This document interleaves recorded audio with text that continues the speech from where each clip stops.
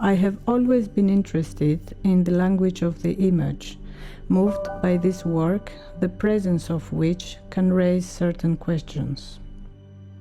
More than exhibiting an artwork, I prefer to observe, to act, to intervene in such a way that the result is truly something minimal, but of the utmost dynamism. I mean, the utmost opportunity for one to be able to be present.